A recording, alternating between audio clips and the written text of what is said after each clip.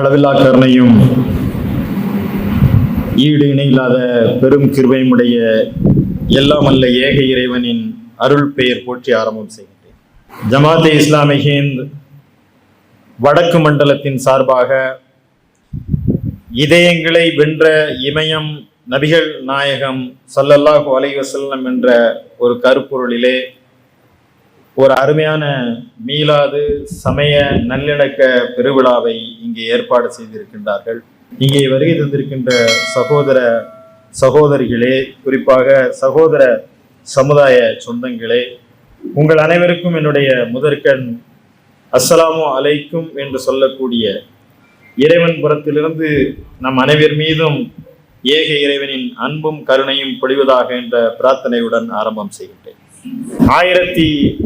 1500 ஆண்டுகள் சற்றொப்ப இன்றைக்கு நபிகள் நாயகம் பிறந்த தினம்.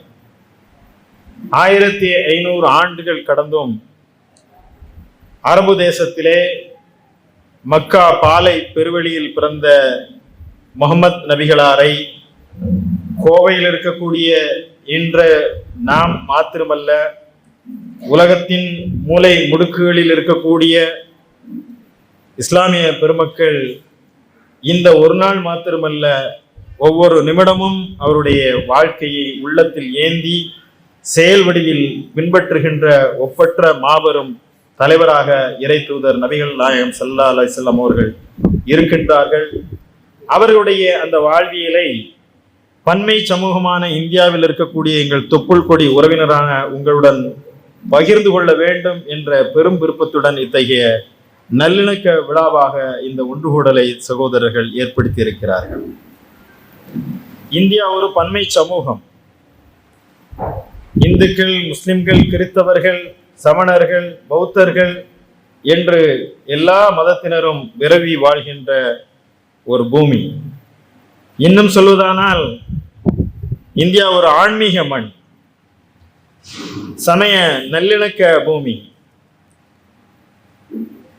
பல்வேறு நிறக்குழுக்கள், பல்வேறு மொழி பிரிவினர்கள், பல்வேறு பண்பாட்டினரை கொண்டிருக்கின்ற இந்த பூமியிலே ஒருவரை ஒருவர் அறிந்து கொள்ள வேண்டும், ஒருவரை ஒருவர் புரிந்து கொள்ள வேண்டும்.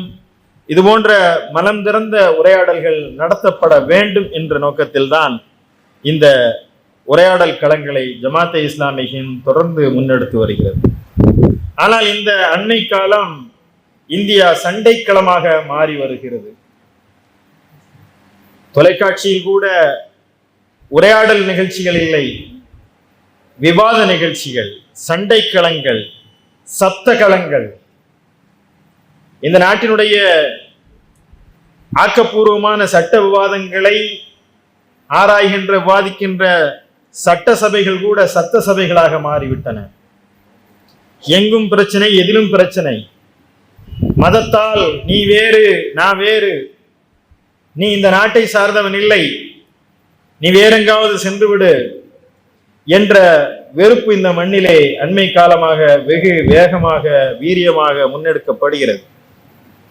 இங்கே இருக்கக்கூடிய என்னுடைய சகோதர சமுதாய சேர்ந்த பெரியவர்கள், தாய்மார்கள் வந்திருக்கிறார்கள். அவர்களுக்கு தெரியும், நம்முடைய காலத்தில் அப்படியெல்லாம் நாம் இல்லை. மாமா மச்சானாக, அண்ணன் தம்பிகளாக, தொப்புள் கொடி உறவினராக நாம் எல்லாம் பழவி மகிழ்ந்த இந்த பூமியிலே இன்றைய தலைமுறைக்கு அத்தகைய வாய்ப்புகள் இல்லை. இது அலைபேசி காலம். இங்கே செய்திகள் மிக பிழையாக, பல செய்திகள் காற்றில் தீயாய் பரவுகிறது, வெறுப்பு வேகமாக பரவுகிறது. எனவே அந்த வெறுப்புக்கு ஆட்பட்டு விடக்கூடாது என்று சொன்னால் ஒருவரை ஒருவர் அறிந்து கொள்ள வேண்டும், புரிந்து கொள்ள வேண்டும் என்பது இன்றைய காலத்தினுடைய கட்டாய தேவையாக இருக்கிறது. எனவேதான் இந்த மீலாது என்று சொல்லக்கூடிய நபி பிறந்த நாளிலே நபிகளாரை குறித்த ஒரு அறிமுகமும் புரிதலும் தெளிவும் ஏற்படுத்த வேண்டும் என்பதற்காகத்தான். அதற்கு முன்பு ஒரு கேள்வி உங்களுக்கு எழலாம். நீங்கள் முஸ்லிம்கள், உங்களுக்கு வேண்டுமானால் நபிகளார் தலைவராக இருக்கலாம், நாங்கள் அவரை தெரிந்து என்ன செய்ய போகிறோம் என்ற ஒரு கேள்வி கூட எழலாம். அல்லது 1500 ஆண்டுகளுக்கு முன்பாக மக்கத்து பாலைவனத்திலே அரபு தேசத்திற்கு வழிகாட்ட வந்த ஒருவரை இத்தனை ஆண்டு காலம் கழித்து நாம் இங்கே சிலாகித்து பேசுவதனால் என்ன மாற்றம் வந்துவிடப் போகிறது, அதற்கான தேவை என்ன இருக்கிறது என்ற கேள்வி கூட உங்களுக்கு இருக்கலாம். சுவாத்மா குருஜி அவர்கள் அதற்கான தெளிவான விடையை இங்கே வழங்கிறார்கள். நபிகள் நாயகம் அரபு தேசத்திற்கு மட்டும் வழிகாட்ட வந்தவர்கள் அல்ல, அல்லது அந்த 1500 ஆண்டுகளுக்கு முன்னால் வாழ்ந்த மக்களுக்கு மட்டும் வழிகாட்ட வந்தவர்கள் அல்ல, உலகம் முழுமைக்கும் வழிகாட்ட வந்தவர்கள். உலகத்தில் இருக்கக்கூடிய எல்லா பகுதியிலும் எல்லா காலகட்டத்தினரும் எல்லா துறையினரும் அவருடைய வாழ்க்கையை அப்படியே பின்பற்றக்கூடிய அளவிற்கு ஒரு திறந்த புத்தகமாக வெளிச்சத்தில் எழுதப்பட்ட ஒரு வாழ்க்கை பெருமானார் நபிகள் நாயகம் ஸல்லல்லாஹு அலைஹி வஸல்லம் உடைய வாழ்க்கை. எனவேதான் அவருடைய வழிகாட்டுதல் அரபு தேசத்திற்கு மாத்திரம் அல்ல, உலகத்தில் எங்கெல்லாம் மனிதர்கள் வாழ்கிறார்களோ அத்தனை மனிதர்களுக்கும், முஸ்லிம்களுக்கு மாத்திரம் அல்ல. திருமறை குர்ஆன் சொல்கிறது, வமா அர்சல்னாக இல்லா ரஹ்மத்துல் லில் ஆலமீன். அவர் முஸ்லிம்களுக்கு வழிகாட்ட வந்த இறை தூதர் அல்ல. இறை தூதர் என்பவர் குறிப்பிட்ட மதத்தினருக்கு மட்டுமல்ல என்று குருஜி அவர்கள் சொல்லி காட்டினார்களே, அதை போலத்தான் நபிகள் நாயகம் முஸ்லிம்களுக்கு மட்டும் சொந்தமானவர் அல்ல, அகில உலகத்திற்கெல்லாம் அருட்கொடையாக அனுப்பப்பட்டவர். எனவே நாம் அந்த வாழ்க்கையை இதுவரை பார்க்கவில்லை என்று சொன்னால் அது சகோதர சமுதாய சொந்தங்களான உங்களுடைய பிழை அல்ல. அந்த வாழ்க்கையை அறிமுகப்படுத்த தவறியதில் எங்களுடைய பிழை என்றே நாம் எடுத்துக்கொள்ள வேண்டும்.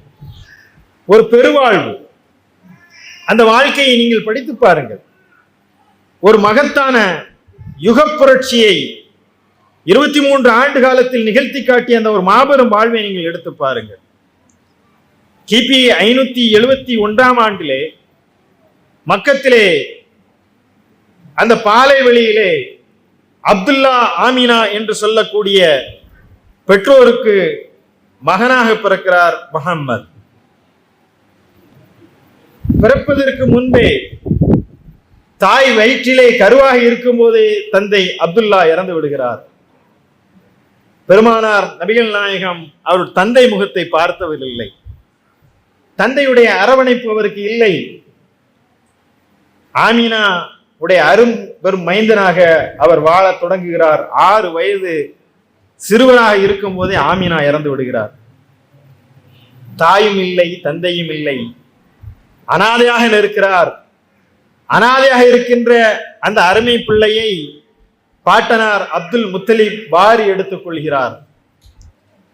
அப்துல் முத்தலிப்புடைய அரவணைப்பு 2 ஆண்டுகள் கூட செல்லவில்லை, அப்துல் முத்தலிப் மரணம் அடைந்து விடுகிறார்.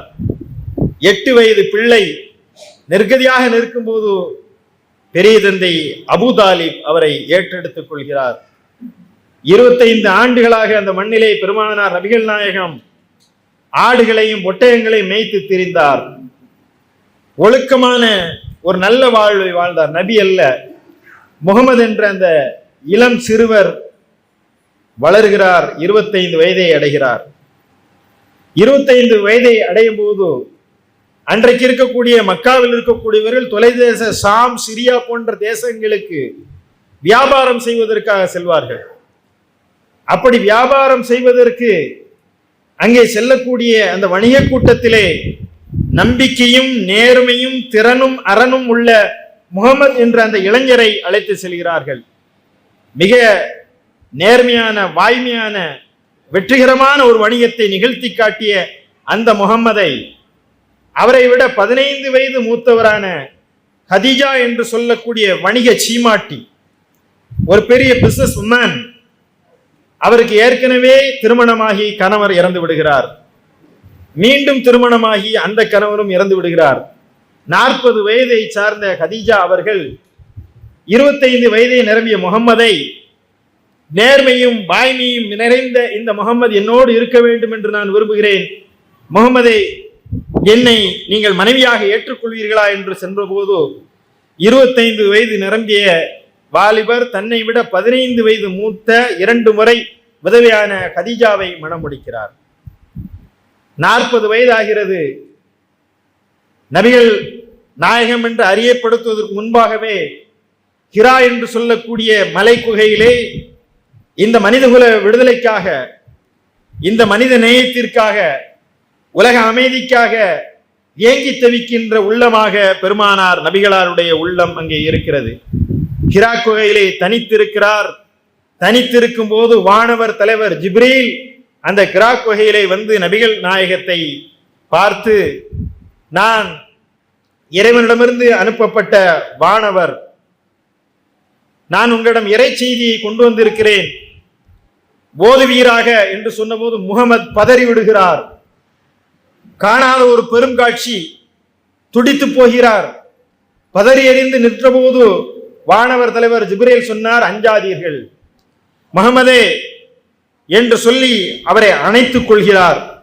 ஓதுவீராக என்று சொன்னபோது ஓதத் தெரியாது என்று சொல்கிறார் முகமது. முகமது அவர்கள் எழுத படிக்க தெரிந்தவர் அல்ல, உம்மி நபி என்று அறியப்படக்கூடிய கல்வி வெளிச்சம்படாத ஒரு வாழ்க்கையை இவர்கள் வாழ்ந்திருக்கிறார்கள். எழுதவோ படிக்கவோ தெரியாத நான் எப்படி ஓதுவேன் என்று கேட்கின்றார். மீண்டும் வானவர் தலைவர் அவரை இருக்க அழைத்து ஓதுவீராக என்று சொல்கிறார். இறுதியாக அவர் கேட்கின்றார், எதை ஓதுவது என்பது. படைத்தவும் இறைவனின் திருப்பெயரால் ஓதுவீராக என்ற திருக்குரானின் முதல் வசனம் அங்கே இறங்கிறது. திருக்குரானுடைய முதல் வசனமே கல்வியினுடைய வெளிச்சத்தை உலகத்திற்கு சொல்லி காட்டுகிறது. வஹி என்று சொல்லக்கூடிய வேத வெளிச்சம் முகமது நபிகளாருக்கு இறங்கிய போது அவர் உள்ளம் நடுங்கி போகிறது.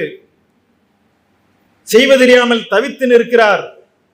ஓடோடி வீட்டிற்கு வருகிறார். உடல் தகிக்கிறது, வேர்த்து கொட்டுகிறது, கைகால் எல்லாம் நடுங்குகிறது. ஜம்மிலூனி சம்மிலூனி, என்னை போர்த்துங்கள் என்னை போர்த்துங்கள் என்று கதீஜாவிடம் கேட்கிறார். அருமை மனைவி கதீஜா அவர்கள், முகமதே என் அன்பு கணவரே என்ன நடந்தது, ஏன் இந்த பதற்றம் என்று கேட்டபோது அவர் சொன்னார், நான் ஹிரா குகையிலே தனித்திருந்த போது வானவர் தலைவர் ஜிப்ரீல் அவர்கள் வந்து என்னை இறை தூதர் என்று என்னை அறிவித்திருக்கிறார். இன்று முதல் நான் நபி என்று அறியப்படுகிறேன். இது எப்படி மக்களிடம் கொண்டு சொல்வது என்று சொன்னபோது அந்த மனைவி சொன்ன வார்த்தையை நீங்கள் எண்ணி பார்க்க வேண்டும். நம்முடைய கணவர் இப்படி திடீர்னு எங்கேயாவது போய் உட்கார்ந்துட்டு திடீர்னு வந்து எனக்கு இப்படி ஆயிடுச்சுன்னா நம்மளாம் என்ன சொல்லுவான், உன்னை வீட்டில் ஒழுங்கா இருக்க சொன்னேன், நீ ஏன் அங்கே போய் உட்கார்ந்த, கேட்போம் இல்லை. ஆனால் ஹதீஜா அவர்கள் சொன்ன அந்த வார்த்தையை நீங்கள் எண்ணி பாருங்கள், அந்த சான்றை நீங்கள் எண்ணி பாருங்கள். முகமதே என் அன்பு கணவரே, நீங்கள் இறை தூதர் என்பதற்கு முதல் சான்று நான் ஏற்றுக்கொள்கிறேன். ஏனென்றால் நீங்கள் ஒரு காலமும் பொய்யுரைத்தவர் அல்ல, நீங்கள் எவரையும் துன்புறுத்தியவர் அல்ல, எவர் மீதும் அநீதி இழைத்தவர் அல்ல, நேர்மையும் வாய்மையும் நீங்கள் இறை தூதர் தான் என்பதை நான் ஏற்றுக்கொள்கிறேன். உங்கள் உள்ளத்தை திடப்படுத்துவதற்காக இங்கே இருக்கக்கூடிய கிறிஸ்தவ அறிஞரான வரக்கா பின் நௌஃபல் என்று சொல்லக்கூடிய என் உறவினரிடம் உங்களை அழைத்து செல்கிறேன், வாருங்கள் என்று வரக்காவிடம் அழைத்து செல்கிறார். வரக்கா வேத வெளிச்சம் தெரிந்த அறிஞர். அவர் பார்க்கிறார், முகமதே என்ன நடந்தது என்ற போது முகமது நபிகளார் நடந்ததை சொல்லும் போது அந்த வரக்கா சொன்னார், நான் இளைஞனாக இருந்திருக்க கூடாதா? நான் இளைஞனாக இருந்தால் முகமதே உம்மை ஏற்றுக்கொள்ளவர்களுடைய படைவரிசையில் நானும் இருந்திருப்பேன். எங்களுக்கு சொன்ன இந்த வேதம் இறை தூதருடைய வருகையை சொன்ன அந்த அத்தனை அம்சங்களும் உங்களிடம் இருக்கிறது. நீங்கள் இறை தூதர் தான், ஆனால் கவனமாக நீங்கள் செல்ல வேண்டும். இனி நீங்கள் போய் உங்கள் மக்கள் மத்தியிலே எடுத்து சொன்னால் உங்களை அவர்கள் பெரும் தொல்லைக்கு ஆளாக்குவார்கள், ஊரை விட்டே விரட்டி விடுவார்கள் என்று சொன்னபோது நபிகளார் சொன்னார்கள், என் மக்கத்து ஈரக்கொலை, என் மக்களா என்னை ஊரை விட்டு விரட்டுவார்கள் என்று ஐயமுறை கேட்கின்றார். ஆம், இந்த கொள்கையை எடுத்து வைத்தால் அவர்கள் எதிரிகளாக மாறிவிடுவார்கள். நபிகள் நாயகத்துக்கு தயக்கம், தடை, மனத்தடை. நேற்று வரை ஆடுகளையும் ஒட்டகத்தையும் மேய்த்து திரிந்தோம், திடீரென்று நேற்று இருந்தோம், இன்றைக்கு நான் நபி என்று சொன்னால் யார் நம்புவாங்க? எப்படி நம்புவாங்க? என்ன ஆதாரம்? உலகத்தில் யாருக்கும் வழங்காத ஒரு ஆதாரத்தை இறைவன் சொல்கிறான், முகமதே நபி என்பதற்கு ஆதாரம் நீங்கள் தான். நீங்கள் வாய்மையானவர், உண்மையானவர், அதை நீங்கள் பிரகடனப்படுத்துங்கள். இன்றைக்கு நபிகள் நாயகத்துடைய சிறப்பை முகமது அமீன் ஆகிய நான் பேசுவதில் ஒரு பெரும் சிறப்பு இல்லை. சகோதர சமுதாயத்தை சேர்ந்த ஆன்மீக அறிஞரான அமைதி தூதுவராக இருக்கிற குருஜி சிவாத்மா பேசுகிறாரே, அதுவும் சிறப்பல்ல. எதிரிகளாக இருந்த நபிகள் நாயகத்தை கொலை செய்ய வேண்டும், இந்த மண்ணிலிருந்து விரட்டி அடிக்க வேண்டும் என்று சொன்ன அபூஜஹில் போன்ற எதிரிகள் கூட முகமது நபிகளாரை நீர் அல்லமீன் அஸ்ஸாதிக் என்று சொன்னார்களே, அத்தகைய வரலாற்று வெளிச்சம். இதயங்களை வென்று நிறந்த ஒரு மாவேந்தராக அவர்கள் இருந்தார்கள். எனவேதான் நபிகள் நாயகம் அவர்கள் எப்படி இந்த செய்தியை சொல்வது? அன்றைக்கு இருந்த மக்காவிலே ஒரு உயரமான சஃபா என்று சொல்லக்கூடிய மலை குன்றிலே ஏறி நிற்கின்றார். உறவினர்கள் எல்லாம் அழைக்கின்றார். சொந்தங்கள், பந்தங்கள், உறவினர்கள் எல்லோரும் வாருங்கள். எல்லோரிடமும் அவர் கேட்கின்றார்கள். அவர் நபி என்பதை பிரகடனப்படுத்தி அந்த பாங்கை நீங்கள் எண்ணி பாருங்கள். சொல்ல போறார், டிக்ளேர் பண்ண போறார், நான் தான் நபி இன்னையிலிருந்து. ஏறி என்று சொன்னார், நான் முஹம்மது, இதுவரை உங்கள் மத்தியிலே 40 ஆண்டுகள் வாழ்ந்திருக்கிறேன். என்றைக்காவது ஒரு நாள் நான் பொய் பேசி இருக்கிறேனா? யாருக்காவது நான் தொல்லை தந்திருக்கிறேனா? ஏதாவது என் வார்த்தையில் தவறான செய்தி வந்திருக்கிறதா என்று அவர் கேட்கின்றார். அங்கிருந்த மக்கள் எல்லோரும் சொன்னார்கள், இல்லை முஹம்மதே, நீர் பொய் சொல்லி நாங்கள் ஒருபோதும் கேட்டதில்லை. நீர் உண்மையாளர், நீ வாய்மையாளர். அப்படியா? அப்படி என்று சொன்னால் நான் இப்போது சொல்வதை நம்புவீர்களா என்று கேட்கின்றார். சொல்லுவது நீர் என்றால் அதை நாங்கள் நம்புவோம். இந்த மலைக்குன்றுக்கு பின்னால் இருந்து ஒரு படை உங்களை தாக்க வருகிறது என்று சொன்னால் நீங்கள் நம்புவீர்களா என்று கேட்கின்றார். அந்த கூட்டத்தை பார்த்து அவர்கள் சொல்கிறார்கள், ஆம் நாங்கள் நம்புவோம், சொல்வது நீங்களாக இருந்தால். அப்போதான் முகமது நபிகளார் அவர்கள் சொன்னார்கள், 40 ஆண்டுகளாக பொய் பேசாத, உண்மை பேசி வருகிற, இப்போதும் நான் உண்மை பேசுவேன் என்றதை நீங்கள் நம்பக்கூடிய உங்களிடம், நான் எதை சொன்னாலும் நம்புவேன் என்று சொல்லக்கூடிய உங்களிடம் நான் சொல்கிறேன், நான் இறை தூதராக இறைவனால் அறிவிக்கப்பட்டிருக்கிறேன். ஒரே இறைவனை தவிர வேறு இறைவனை வணங்கக்கூடாது, அவனுக்கு இணை வைக்க கூடாது, நான் இறைவனின் தூதர் என்று சொன்னபோது அந்த மக்கள் எல்லாம் கோபப்பட்டார்கள். இதை சொல்லவா நீ எங்களை அழைத்தாய்? எந்த உதடுகளால் வாய்மையாளர், உண்மையாளர் என்று சொன்னார்கள்? அவர்கள் சொன்னார்கள், நீர் ஒரு பொய்யர் என்று சொன்னார்கள். மஜ்னூன், நீர் பைத்தியக்காரர் என்று சொன்னார்கள். சூனியம் செய்யப்பட்டவர் என்று சொன்னார்கள். நபிகள் நாயகம் துவண்டு விடவில்லை. அந்த ஓரிரை கொள்கையை அந்த மக்கத்து மண்ணிலே சிறுக சிறுக எடுத்து வைக்கிறார்கள். சொல்லொண்ணாத துயரம். அவர்களை ஏற்றுக்கொள்வதற்கு அங்கு எந்த ஆளுமே இல்லை. முழு மக்காவுமே அவரை எதிர்த்து நிற்கிறது. தன்னன் தனியராக இருக்கிறார். ஒவ்வொருவராக அந்த படைப்பிரிவிலே இணைகிறார்கள். இந்த கொள்கை வாய்மையானதுதான் என்று ஏற்றுக்கொள்கிறார்கள். 13 ஆண்டு மக்கா வாழ்க்கையிலே அவர்கள் இருக்கும் போது அவர்களை ஊரை விட்டு துரத்திவிட வேண்டும் என்ற ஒரு நிலை இல்லை, அவரை கொலை செய்துவிட வேண்டும் என்று முடிவெடுக்கிறார்கள். அவர்களை கொலை செய்ய வேண்டும் என்று திட்டமிடும் போது இறைவனுடைய அனுமதியுடன் அவர்கள் பக்கத்தில் இருக்கக்கூடிய எதிரிப் என்று சொல்லக்கூடிய மதீனாவிற்கு அவர்கள் இடம்பெயர்ந்து செல்கிறார்கள். அதுதான் ஹிஜ்ரி. அதிலிருந்து நாங்கள் ஹிஜ்ரி இஸ்லாமிய நாட்காட்டியை எடுத்துக்கொள்கிறோம். அங்கே சென்ற போது அவர்கள் நிம்மதியாக அவரை இருக்க விட்டார்களா? இல்லை. இங்கிருந்து அந்த முகமது அங்கே இருந்தால் அவரை அழித்தொழிக்க வேண்டும் என்பதற்காக இங்கிருந்து படைகளை அனுப்பினார்கள், போர் தொடுத்தார்கள். அத்தனை போர்களும் தற்காப்பு யுத்தங்களாக நடத்தப்பட்டனதை தவிர நபிகளார் ஒரு யுத்தத்தை கூட முன்னெடுத்தவர்கள் அல்ல. அன்பையும் அறத்தையும் போதித்தவர் அவர்கள். எனவே அந்த யுத்தத்திலே எதிர்கொண்டு நின்றார்கள். அந்த மக்களுடைய இதயங்களை வென்றார்கள், உள்ளங்களை வென்றார்கள். வாளினால் சண்டை செய்து மிரட்டி அவர்கள் இஸ்லாத்தை ஏற்க வைக்கவில்லை. எனவேதான் சொல்கிறார்கள், இதயங்களை வென்ற ஒரு மாமனிதர், இதயங்களை வென்ற ஒரு இதயம். தம்முடைய சொல்லால், தம்முடைய செயலால், தம்முடைய அழகிய நடத்தையால் மக்களை ஈர்த்தார்கள், உள்ளங்களை சுண்டி இழுத்தார்கள், கவர்ந்தார்கள். கூட்டம் கூட்டமாக அவர்கள் இஸ்லாத்தை ஏற்றுக்கொண்டார்கள். நிறைய உதாரணங்களை நீங்கள் அந்த வரலாற்று வெளிச்சம் முழுவதும் நீங்கள் பார்க்கலாம். நபிகள் நாயகம் அவர்கள் திருமறை சான்று பகிறது, வன்னெஞ்சகராகவோ கடுகடுப்போடாகவோ அவர் இருந்தால் மக்கள் உண்மை விட்டு விரண்டோடி இருப்பார்கள். அவர் ஒரு வன்னெஞ்சர் அல்ல, கடின நெஞ்சம் படைத்தவர் அல்ல, கடுஞ்சொன்னர் சொல்லவர் அல்ல. எளிமையாக, வாய்மையாக, உண்மையாக வாழ்ந்தார்கள். எந்த சொல்லை சொன்னார்கள் அந்த சொல்லுக்கு தாமே முன்னுதாரணமாக இருந்தார்கள். எவ்வளவு அவருடைய வாழ்க்கையிலே கருணையும் அன்பையும் வெளிப்படுகிறது என்பதை அன்பு கூர்ந்து நீங்கள் வாசிங்க. நீங்க இதை இஸ்லாத்தை அறிந்து கொள்ள வேண்டும் என்பதற்காக அல்ல, ஒரு மாபெரும் மகத்தான தலைவரை அறிந்து கொள்ள வேண்டும். இப்படியெல்லாம் இந்த மண்ணிலே ஒரு மகத்தான மாமனிதர் வாழ்ந்திருக்கிறாரா என்பதை நீங்கள் அவசியம், கட்டாயம் நீங்கள் முகமது நபிகளாருடைய வாழ்க்கையை படித்தால் உங்களை அறியாமலே நீங்கள் கண்ணீர் சிந்துவீர்கள். வெளியே புத்தகங்கள் வைத்திருக்கிறார்கள், இந்த புத்தகங்களை வாங்கி பாருங்கள். நபிகள் நாயகத்துடைய போதனைகளே அவர்கள் போதித்த போதனைகளில் எங்காவது ஒரு இடத்திலே வெறுப்புக்குரிய ஒரு வார்த்தையை சொல்லியிருப்பார்களா என்பதை நீங்கள் பார்க்கலாம். இல்லவே இல்லை. வாழ்வு முழுவதும் அன்பை போதித்தார்கள், வாழ்வு முழுவதும் உண்மையை போதித்தார்கள், வாழ்வு முழுவதும் சத்தியத்தை எடுத்துரைத்தார்கள். அந்த சத்தியத்திற்கு தாமே சான்றாக நின்றார்கள். எதிரிகளுடைய உள்ளங்களையும் வெல்வது என்பது ஆகப்பெரிய உச்சம். நபிகள் நாயகம் ஸல்லல்லாஹு அலைஹி வஸல்லம் அவர்கள் மக்காவிலே சொந்த மண்ணிலே தொழுது கொண்டிருக்கிறார்.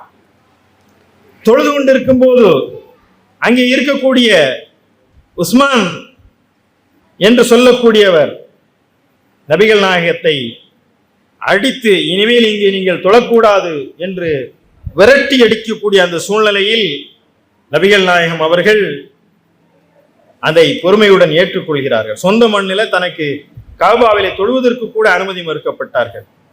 எல்லாவற்றையும் பொறுமையாக தாங்கிக் கொண்டு அவர்கள் மதீனாவிற்கு சென்றார்கள். மதீனாவிற்கு சென்ற அந்த 10 ஆண்டு காலங்களிலே வெற்றி வீரராக மக்காவிற்கு திரும்பி வருகிறார்கள். எந்த மண்ணிலிருந்து தன்னந்தனியராக அனுப்பப்பட்டார்களோ அந்த மண்ணிலே முழுமையாக பெரும் கூட்டமாக இஸ்லாத்தை ஏற்றுக்கொண்ட மக்கள் இருக்கிறார்கள். நபிகள் நாயகம் வெற்றி வீரராக திகழ்ந்து வருகிறார்கள். மக்காவுக்குள்ள வர்றாங்க. தன்னை சொல்லால் அடித்தவர்கள், கல்லால் அடித்தவர்கள், தொழ மறுத்த உஸ்மான் போன்றவர்கள் இன்னும் எல்லோரும் அங்கே நிற்கக்கூடிய அந்த நேரத்திலே நபிகள் நாயகம் அவர்களை பார்த்து கேட்டார்கள், என் அன்பு சகோதரர்களே, இன்று ஆட்சி அதிகாரத்துடன் வெற்றியுடன் நான் திரும்பி இருக்கிறேன், என்னிடம் நீங்கள் என்ன எதிர்பார்க்கிறீர்கள் என்று சொன்னபோது அந்த மக்கள் சொன்னார்கள், நபியே, உங்களிடம் நாங்கள் மன்னிப்பையும் கருணையும் தவிர வேற எதையும் எதிர்பார்க்கவில்லை என்று. உலக பிரகடனம் அது. நபிகள் நாயகம் அவர்கள் சொன்னார்கள், என்னை தொல்லை தந்தவர்கள், என்னை எதிர்த்தவர்கள், என் தோழர்களை கொலை செய்தவர்கள் எல்லோருக்கும் இன்றைக்கு பொது மன்னிப்பு. இந்த மக்களுடைய தலைவராக இருந்து ஒரு யுத்தத்திற்கு காரணகர்த்தாவாக இருந்து பெரும் எதிரியாக திகழ்ந்து இஸ்லாத்தை ஏற்ற அபு சுஃபியான் போன்றவர்களை பார்த்து சொன்னார்கள், அபு சுஃபியானுடைய இல்லத்தில் தஞ்சமடைவர்களுக்கும் இன்றைக்கு பொது மன்னிப்பு என்று சொன்னார்கள்.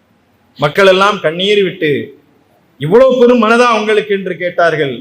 அப்போது அந்த உஸ்மானும் அங்கே நிற்கிறார். எந்த முகமதை மக்காவில் தொழ வேண்டாம் என்று அடித்து விரட்டினாரோ அவரும் பயத்தோடு நிற்கிறார். நம்ம என்ன செய்து விடுவாரோ. நபிகள் பார்த்து விடுகிறார், உஸ்மானை வாருங்கள், நில்லுங்க. அவர் பதத்தோடு நிற்கிறார். எனக்கு என்ன தண்டனை தரப்போகிறார்? இதோ காபத்துல்லாவுடைய சாவி உங்கள் கையிலே இருக்கட்டும், நீங்கள் வைத்திருங்கள் என்று சொன்னார். சொல்லிவிட்டு சொன்னார்கள், உங்களுக்கும் மன்னிப்பு வழங்குகிறேன், இந்த உலகம் அழியக்கூடிய காலம் வரைக்கும் இந்த காபத்துல்லாவுடைய சாவி உங்களுடைய வாரிசுகளிடம் தான் இருக்க வேண்டும் என்று சொன்னார்கள். இன்றைக்கும் உலகத்தினுடைய முதல் ஆலயமாக திகழ்கின்ற காபாவுடைய சாவி உஸ்மானுடைய வாரிசுகளிடம் தான் இன்றைக்கும் இருந்தது. இது அந்த மக்களுடைய இதயங்களை எல்லாம் ஈர்த்தது. எதிர்த்தவர்களை, தன்னை எதிர்த்து நின்றவர்களை வெல்வது என்பது சண்டையில் அல்ல, அவர்களை தங்களவர்களாக மாற்றிக்கொள்வது, தன்னுடைய ஆளாகவே மாற்றிக்கொள்ளக்கூடிய ஒரு பெரும் ஆற்றலை நபிகள் நாயகம் ஸல்லல்லாஹு அலைஹி வஸல்லம் அவர்கள் பெற்றார்கள். அது மட்டுமல்ல, தான் நல்லவராக வாழ்வது என்பது எளிது, தன்னை சார்ந்தவர்களை நல்லவர்களாக வைத்திருப்பது என்பது ரொம்ப பெரிய சிரமம். லஞ்சம் வாங்க மாட்டார் தலைவர், ஆனால் கட்சியில் ஊழல் இருக்கும். அடுத்தடுத்து வரக்கூடிய வார்டு, வட்டம் என்று கீழே போயாச்சுன்னா எங்கேயாவது ஒரு இடத்துல. ஆனால் நபிகள் நாயகம் வார்த்தெடுத்த அத்தனை தோழர்களும் நீதியினுடைய நிழலிலே இருந்தார்கள். வாய்மையாளர்களாக, உண்மையாளர்களாக, நேர்மையாளர்களாக இருந்தார்கள். எவர் மீதும் வெறுப்பு கொள்ளக்கூடாது. இந்த மண்ணில் என்றைக்கு வெறுப்புக்கு இடமில்லை என்பதை பிரகடனப்படுத்தினார்கள். அப்படிப்பட்ட தோழர்களை நீங்கள் நபி தோழர்கள் என்று அறியக்கூடிய தோழர்களுடைய வரலாற்றை எல்லாம் நீங்கள் எடுத்து பாருங்கள். அதனாலதான் இன்றைக்கு குருஜி அவர்கள் சொன்னார்கள், நான் பழகிய வரையில், எனக்கு தெரிந்த வரையில் முஸ்லிம்கள் என்னிடம் சண்டை போடக்கூடியவர்களை நான் பார்த்ததில்லை, பொய் பேசவர்கள் நான் பார்த்ததில்லை என்று அவர்கள் ஒரு சான்று வழங்கினார். இருக்கலாம், முஸ்லிம்கள்லையும் பொய் பேசுறவங்க இருப்பாங்க, சண்டை போடுறவங்க இருப்பாங்க, எல்லா இடத்துலையும் இருக்கிற மாதிரி இங்கே இருப்பாங்க. ஆனால் அத்தகைய ஆட்களை சுவாமி பார்க்கலையே தவிர இருப்பாங்க. ஆனால் ஒப்பீட்டளவில் பார்த்தால் எது எங்களை பொய் பேசுவதிலிருந்து தடுக்கிறது, எது எங்களை தீமை செய்வதிலிருந்து தடுக்கிறது, எது நல்லறம் செய்வதற்கு தூண்டுகிறது என்று சொன்னால் நபிகள் நாயகம் அவர்கள் வாழ்ந்த அந்த வாழ்க்கையும் அவர்கள் போதித்த அந்த போதனையும். இன்னொரு விஷயம் என்னவென்று கேட்டால், உபதேசம் செய்வது எளிது. நாம் வார்த்தைகளை காற்றில் அள்ளி வீசி விடலாம். ஆனால் சொன்னதை செய்வது என்பது நடக்காத காரியம். சொல்வது எளிது, செய்து காட்டுவது என்பது. நபிகள் நாயகம் ஸல்லல்லாஹு அலைஹி வஸல்லம் அவர்கள் ஒருவர் தான் எதையெல்லாம் சொன்னார்களோ அத்தனையும் செய்து காட்டினார்கள். தன் வாழ்காலத்திலேயே பெண் குழந்தை பிறந்தால் உயிரோடு புதைத்து விட வேண்டும் என்ற அந்த கொடுமை இருந்தது. இப்போ கேட்கலாம் இல்ல, ஏன் நபிகளார் 1500 ஆண்டுகளுக்கு பின்பு இன்றைக்கும் கொண்டாடுகிறோம் என்று? அன்றைக்கு இருந்த சாதி இன்றைக்கும் இருக்கிறது. சாதி இருக்கின்றவன் என்று சொல்கின்றவன் இருக்கடானடா என்று சொல்லி எத்தனை ஆண்டுகள் ஆகிவிட்டது? 1000 ஆண்டுகளாக இந்த மண்ணிலிருந்து சாதியை வேறறுக்க முடியவில்லை. ஆனால் நபிகள் நாயகம் அவர்கள் அந்த சாதியை வேரோடு அடித்து ஒழித்து காட்டினார்கள். பிலால் என்று சொல்லக்கூடிய நீக்ரோ அடிமையை, அகதியாக வந்தவரை, கருப்பினத்தவரை அவர் இஸ்லாத்தை ஏற்றுக்கொண்டதும் யாரெல்லாம் தொட்டால் தீட்டு பார்த்தால் தீட்டு அவர் ஒதுக்கப்பட்டவர் ஒடுக்கப்பட்டவர் என்று சொன்னார்களோ, இறை இல்லமாம் புனித உலகத்தினுடைய மிக உச்சமான இறை இல்லமான காபாவிற்குள் நுழைவதே தீட்டு என்று சொன்னபோது பெருமானார் நபிகள் நாயகம் பிலாலை அழைத்தார்கள். பிலாலே, என் சகோதரரை வாருங்கள் என்று அணைத்துக் கொண்டார்கள். அதை பார்த்த உயர்குலத்தவர்களுக்கெல்லாம் கோபம் கொப்பளித்து விட்டது. ஒரு அடிமையை, ஒரு கருப்பினத்தவனை, முகமதே குறைஷ் என்று சொல்லக்கூடிய ஹாஷிம் குலத்துடைய உயர்குலத்தில் பிறந்த நீர் அணைக்கின்றீரா என்று சொன்னபோது முகமது நபிகளார் சொன்னார்கள், நாங்கள் சகோதரர்கள், ஏற்றத்தாழ்வுகள் இல்லை, ஆதத்தின் பிள்ளைகள் அனைவரும் சமமானவர்கள். ஒரே தாயிந்தியில் பிறந்தவருக்கு என்ன சாதி இருக்க முடியும்? சாதி இன்றோடு அடியோடு ஒளிந்து விட்டது என்று சொல்லி பிலாலை, என் தோள் மீது உங்கள் காலை வைத்து இந்த காபத்துல்லாவில் ஏறி நின்று தொழுகைக்கான அதான் என்று சொல்லக்கூடிய அழைப்பை கொடுங்கள் என்று சொன்னார்கள். நபிகள் நாயகத்துடைய தோளின் மீது பிலால் கால் வைத்து ஏறி அந்த காபத்துல்லாவில் நின்று அல்லாஹு அக்பர் அல்லாஹு அக்பர் என்று சொல்லி இப்பொழுது இங்கே வாங்கொலித்தார்களே, அந்த முதல் வாங்கை ஒலித்த பெருமை பிலால் என்பவருக்கு சேரும். அதை பார்த்து விட்டவர்கள் சொன்னார்கள், ஒரு கருப்பு காக்கையை கொண்டு வந்து நீங்கள் கபாவில் நிறுத்தி விட்டீர்களே, எங்களுடைய மூதாதையர்கள் இதை பார்ப்பதற்கு இல்லை, நல்ல வேளை அவர்கள் மண்ணோடு மண்ணாக போய்விட்டார்கள், நாங்களும் செத்திருக்க கூடாதா என்றார். சாதி அழுக்குகளை ஒழிக்க வேண்டும் என்பதற்காக அதை ஒரு செயல் திட்டமாக இஸ்லாம் வழிபடுத்துவதனால்தான் சொன்னா போதாதுப்பா, சாதி இருக்கிறதா இந்த காலத்திலையும் எங்க சார் சாதி இருக்குதுன்னு சொல்றாங்க. ஆனால் சாதிய படுகொலைகள் இன்றைக்கும் நிகழ்ந்து கொண்டிருக்கிறது.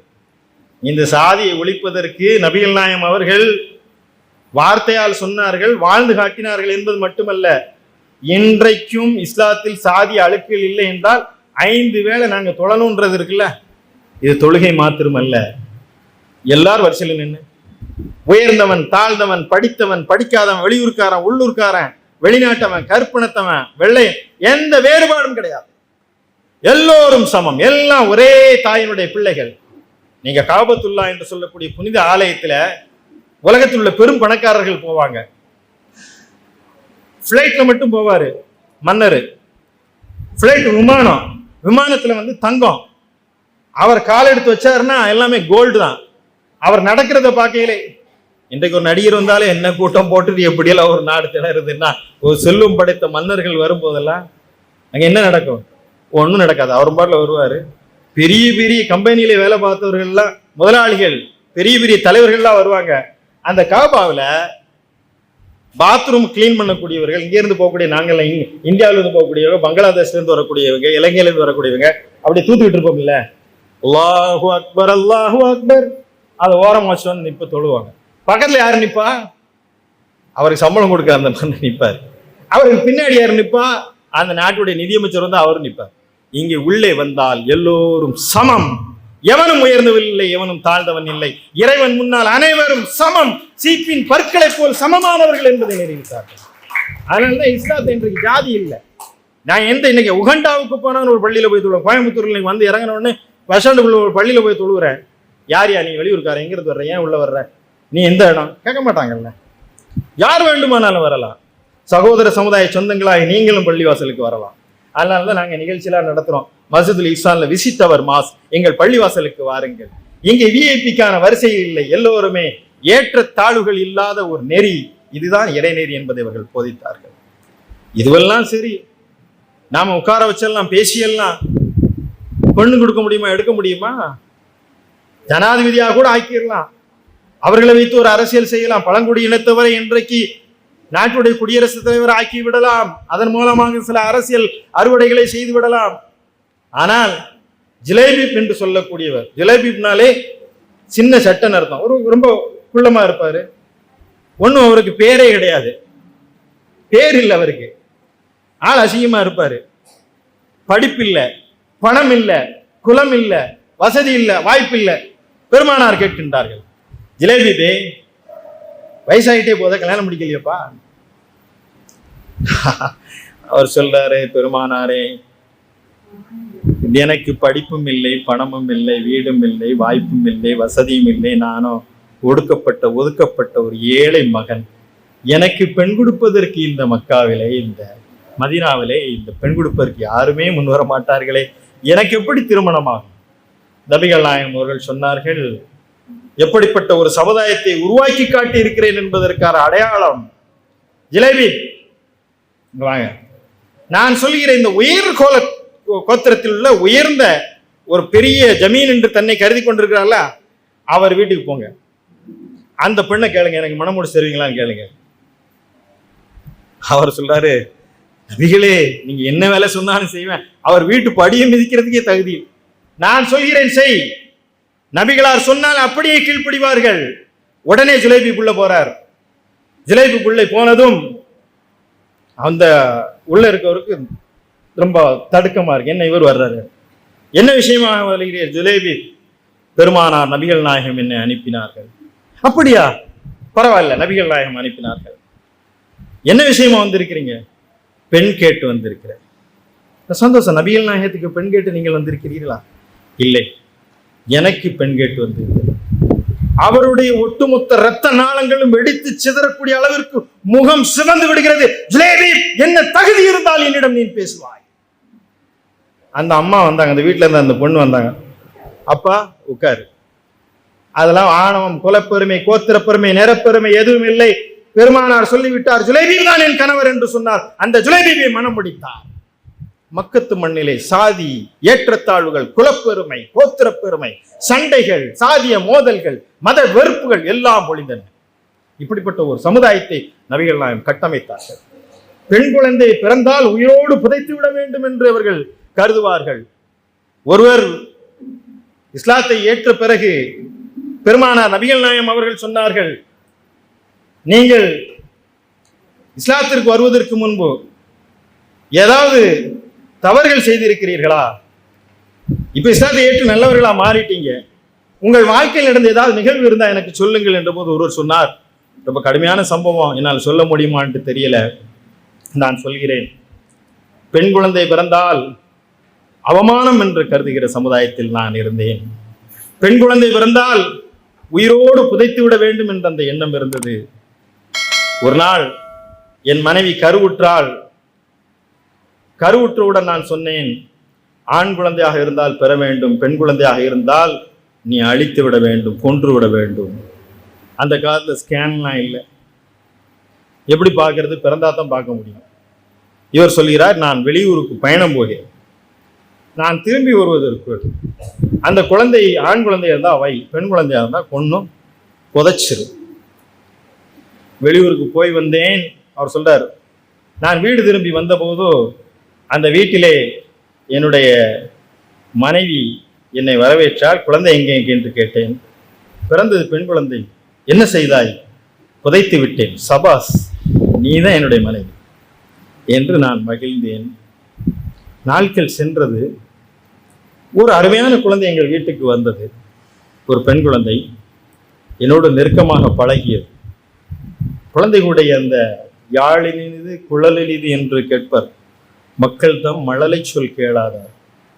இந்த குழந்தை பேச பேச தித்திப்பா இணைக்கும் இல்லையா, அவர் அப்படி உருகிறாரு. அந்த குழந்தையோட ஃப்ரெண்ட் ஆயிடுறாரு, ரொம்ப சந்தோஷம், நெருக்கமாயிடுறாரு. அந்த பக்கத்து வீட்டு குழந்தை வந்தா தான் இவருக்கு ரொம்ப சந்தோஷமா இருக்கு. மனைவி பார்க்கிறார், ஏங்க உங்களுக்கு அந்த குழந்தைய ரொம்ப பிடிக்குமா? ரொம்ப பிடிக்கும். ரொம்ப நேசிக்கிறீங்களா? ரொம்ப நேசிக்கிறீங்க. ஒரு உண்மையை சொல்லட்டுமா? அது பக்கத்து வீட்டு குழந்தை கிடையாது, நம்ம குழந்தை. எனக்கு என் குழந்தையை கொல்வதற்கு மனம் வரவில்லை. நான் பக்கத்து வீட்டில் கொடுத்து நான் வளர்த்தேன். அந்த குழந்தைதான் இந்த குழந்தை என்று சொன்னதும் யார் ரசூலல்லாஹ், மகிழ்ச்சி வருவதற்கு பதிலாக, சந்தோஷம் வருவதற்கு பதிலாக என் தலையில் ஏறி இருந்த இந்த ஆணாதிக்கம், பெண் குழந்தைகளை அழித்து விட வேண்டும் என்ற திமிர் எனக்கு எழுந்தது. எனக்கு கோபம் வந்தது. என் குழந்தையாக இருக்கிறதா, இப்படி ஒரு பெண் குழந்தையுடைய தகப்பரா என்று நான் அருவருப்பாக கருதினேன். அந்த குழந்தையை நான் அழைத்து சென்றேன். அந்த குழந்தை என்னிட பாசமாக இருந்தது. நான் பாலைவனத்திற்கு அழைத்து சென்றேன். அந்த குழந்தை என்னோடு வந்தது. நான் பாலைவனத்திலே குழி வெட்டினேன். அந்த குழந்தை பார்த்து கொண்டிருந்தது. நான் வெட்டிய அந்த குழியினுடைய மணல் துகள் என் தாடியில் பட்டது.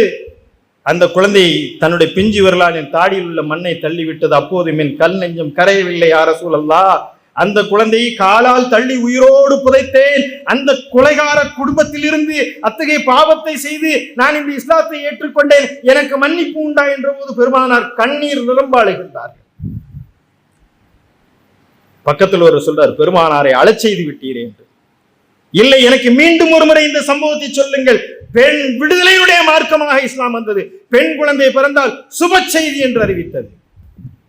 இன்றைக்கும் பெண் குழந்தை பிறந்தால் கொல்லாத ஒரு சமுதாயம் இஸ்லாமிய சமுதாயம். ஆனால் நீங்க கேட்கலாம், 1500 ஆண்டுகளுக்கு முன்பு அந்த போதனை இன்றைக்கும் சாதி இருக்கிறது. எனவே அன்றைக்கு தேவைப்பட்ட நபிகளால் இன்றைக்கும் தேவைப்படுகிறார். அன்றைக்கு பெண் குழந்தைகளை உயிரோடு பதித்தார்கள். இன்றைக்கு சிசுவில் இருக்கக்கூடிய, கருவில் இருக்கக்கூடிய குழந்தை ஆனா பெண்ணா என்று ஸ்கேன் செய்வது தவறு என்பது இந்தியாவினுடைய அவமானமான, வெட்ககரமான ஒரு வார்த்தை. என்னடா, பொம்பளை பிள்ளை பிறந்தா கொன்றுவானா இவன் தான் பெத்த பிள்ளைய? அதனால எழுதி போட்டிருக்கான், ஸ்கேன் பண்ணா பிள்ளைய தெரிஞ்சுன்னா கொன்றுவான், அதனால அவன்கிட்ட சொல்லாத. அன்றைக்கு உயிரோடு புதைத்தார்கள். இன்றைக்கு நெல்மணிகளை கொடுத்தார்கள், கள்ளிப்பால் கொடுத்தார்கள். இன்னைக்கு டெக்னாலஜி வளர்ந்தது. ஃபேனு கீழே ஈரத்தை நினைச்சு வச்சு ஃபேனுக்குள்ள வச்சு மூச்சு திணற வச்சு சாகடிக்கக்கூடியவர்கள். முதல் குழந்தை பெண் குழந்தை அப்படின்னா சந்தோஷமா இருக்கும், இருக்காது, கவலையா இருக்கும். அது குழந்தை பிறந்துட்டு சொல்லும் போதே தெரிஞ்சுக்கலாம், ஆம்பளை பொம்பளை. ஏன் பிள்ளை பிறந்துச்சு, பிறந்துருச்சு, பொம்பளை பிள்ளைன்னு புரிஞ்சுக்க வேண்டியது. எனக்கு பையன் குழந்தை பிறந்திருக்கீங்கன்னா அப்ப ஆம்பளை பையன் புரிஞ்சுக்கலாம். அந்த ஸ்டைலே தெரிஞ்சிடும் இன்னைக்கு சமுதாயம். ஆனா நீங்களும் பெண்ணு தானே, ஒரு பெண்ணே பெண்ணுக்கு எதிரியே. குழந்தை கூட ஏத்துக்குருவாங்க. 2வது பெண் குழந்தை பிறந்துருச்சுன்னா அந்த பெண்ணு படுற பாடு எவ்வளவு வலியோடு அந்த தாய்மை உள்ளம் இருக்கும். ஆனா பெண் குழந்தை பிறந்து அவள் அவமானமாக இருப்பாள். 3வது குழந்தை பெண் குழந்தை பிறந்தா இனிமே நீ பிள்ளையே பெறக்கூடாது. ஆனால் எனக்கு 2 பெண் குழந்தை, நான் உள்ளபடி சொல்கிறேன், ஆண் குழந்தை பிறந்திருந்தால் கூட அத்தனை மகிழ மாட்டேன். பெண் குழந்தை என்பதால் நான் அத்தனை ஆனந்தப்பட்டேன். 5 குழந்தைகள் இருந்து 5 குழந்தைகளை பெண் குழந்தை என்றால் அதை கொண்டாடக்கூடிய மனநிலையை நபிகளார் உருவாக்கினார்கள். ஏன் என்று சொன்னால், எவர் ஒருவருக்கு பெண் குழந்தை இருந்து 2 பெண் குழந்தைகள் இருந்து அவரை முறையாக வளர்த்து ஆளாக்கி அவரை நெறிப்படுத்தினால் அவருக்கு சுவனம் உறுதி என்று நபிகள் நாயகம் அவர்கள் சொன்னார்கள். அப்போது ஒரு தோழர் கேட்டார், எனக்கு 2 பெண் குழந்தை இல்லை, ஒரே ஒரு பெண் குழந்தை இருந்தாலுமா என்று கேட்டபோது நபிகளார் சொன்னார்கள், ஆம், பெண் குழந்தைகள் என்பவர்கள் சுமனத்தின் துருப்பு சீட்டு என்று சொன்னார்கள். பெண் குழந்தை பிறந்தால் வானவர்கள் இறக்கையை கொண்டு இந்த பூமியிலே பஷீர், நற்செய்தி என்று சொல்கிறார்கள். பெண் குழந்தைகள் இந்த உலகத்தின் பிள்ளைகள். இது வெறுமன வாய் வார்த்தை இல்லை. பெண்களுக்கு சொத்தில் பங்குண்டு என்று சொன்னார்கள். இன்றைக்கு 1989 சட்டம் போட்டார்கள். 29 பெரியார் பெண் குழந்தைகள் சட்டம், பெண்களுக்கு சொத்தில் உரிமை உண்டு என்று குரல் கொடுத்தார். 1500 ஆண்டுகளுக்கு முன்பாக யாரும் போராடாமலே பெண்களுக்கு சொத்தில் பங்குண்டு என்று சொன்னது. இன்றைக்கு இருக்கக்கூடிய இஸ்லாமிய சகோதரிகள் சொத்துல பங்குண்டு. இல்லைன்னா ஷரியத் கோர்ட்ல போய் கேஸ் போடலாம் அந்த சொத்துரிமையை வழங்கி. இதெல்லாம் எதற்கு என்று சொன்னால், நபிகள் நாயகம் அத்தகைய புரட்சிகரமான ஒரு சமுதாயத்தை உருவாக்கி காட்டினார்கள். ஏற்றத்தாழ்வு இல்லாத சமுதாயம், மனித நேயத்தை, கருணையை. நீங்கள் பிற மனிதனுக்கு உதவினால் உங்களுக்கு இறைவன் உதவுவான். விண்ணில் உள்ள மனிதருக்கு கருணை காட்டினால் விண்ணில் உள்ள இறைவன் உங்களுக்கு கருணை காட்டுவான். இன்றைக்கு முஸ்லிம்கள் எல்லாம் கொரோனா காலத்துல இறந்த பிணங்களை கூட தூக்கி ஓடுறவன் எதனால? இன்னைக்கு ஜமாத் இஸ்லாமிய இந்த கொரோனா காலத்தில் செய்த பணிகள் எல்லாம் மகத்தான பணிகளை இந்த கோவையில் செய்து எதற்காக?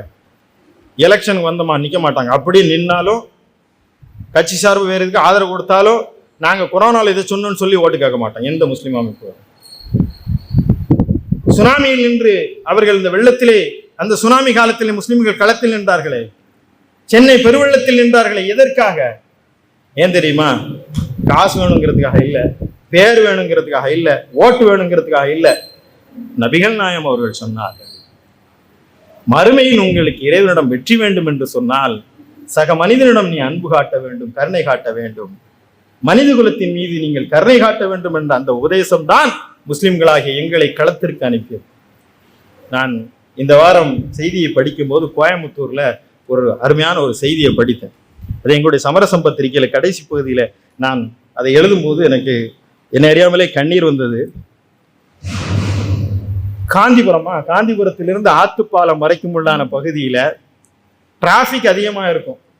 பெரிய கடை வீதியில் இருக்கக்கூடிய அத்தார் பள்ளியில தூய்மை பணியாளராக இருந்த சுல்தான் பாய் வந்து என்ன பண்ணுவார்னா, தினசரி அங்க உள்ள டயத்தை முடிச்சுட்டு நேரா காந்திபுரத்துல இருந்து ஆத்துப்பாலம் வரைக்கும் ஒரு விசில் எடுத்து வந்து விசில் ஊதி டிராபிக்கை கிளீன் பண்ணுவார். கேள்விப்பட்டிருக்கீங்களா? டிராபிக் தாத்தா சுல்தான் பாய் விசில் ஊதி டிராபிக் அவர் கிளீன் பண்ணிட்டே இருக்கார். அவரெல்லாம் நீங்க பார்த்திருப்பீங்க. சுல்தான் பாய் கடந்த வாரம் இறந்து விட்டார். ஆனால் சுல்தான் பாய் இறந்ததும் அங்கே இருக்கக்கூடிய டிராபிக் போலீஸ் அத்தனை பேரும் மலரஞ்சலி செலுத்தி அவர்கள் வந்து இந்த நாட்டிற்கு அரும் சேவை செய்த ஒரு மகத்தான மாமனிதர் டிராபிக் சுல்தான் பாய் என்று கொண்டாடினார்கள். சுல்தான் பாய்க்கு என்ன வந்தது என்று சொன்னால், இந்த மனிதநேயத்தையும் இந்த மக்கள் சேவையும் இந்த மண்ணில் கொண்டாட வேண்டும் என்று. ஆனால் இன்றைக்கு மனிதநேயம் மக்கள் சேவையும் குறைந்து வரக்கூடிய இந்த காலத்திலே நாம் எல்லாம் வாழ்கிறோம். உலகம் இன்றைக்கு அமைதியாக இல்லை. ஏன் அமைதியாக இல்லை என்றால், உலகத்தில் நீதி மறுக்கப்படுகிறது. எங்கெல்லாம் நீதி மறுக்கப்படுகிறதோ அங்கெல்லாம் அமைதி மறுக்கப்படுகிறது. இந்த நாம் வாழ்கின்ற இந்த உலகத்திலே ஒரு மூலையிலே இன்றைக்கு குழந்தைகள் கொல்லப்படுகிறார்கள். மரியாதைக்குரிய குருஜி சிவாத்மா அவர்கள் இங்கே இருக்கிறார்கள். அமைதியை இந்த உலகத்திலே நிலைநாட்ட வேண்டும் என்பதற்காக அமைதி தூதுவராக அவர்கள் பாடுபட்டு கொண்டிருக்கிறார்கள். ஆனால் இன்றைக்கு பலஸ்தீனத்திலே சின்னஞ்சிறு குழந்தைகள் கொல்லப்படுகிறார்கள். எதற்காக கொல்லப்படுகிறார்கள்? ஏன் கொல்லப்படுகிறார்கள்? அதை குறித்து நாம், அதெல்லாம் முஸ்லிம்கள் தானே, அது எங்கேயோ பலஸ்தீன பிள்ளைகள் தானே சாவதை இருக்க முடியுமா நம்மால்? 1500 ஆண்டுகளுக்கு முன்பு இருந்த அந்த வரலாற்று நீட்சியிலே மனிதநேயத்தை உருவெடுத்து அதனுடைய பிள்ளைகளாக இருக்கக்கூடிய இஸ்லாமிய சொந்தங்கள், அது முஸ்லிம்கள் என்பதற்காக 1948 முன்னாடி இஸ்ரேல்ங்கிற ஒரு நாடே கிடையாது.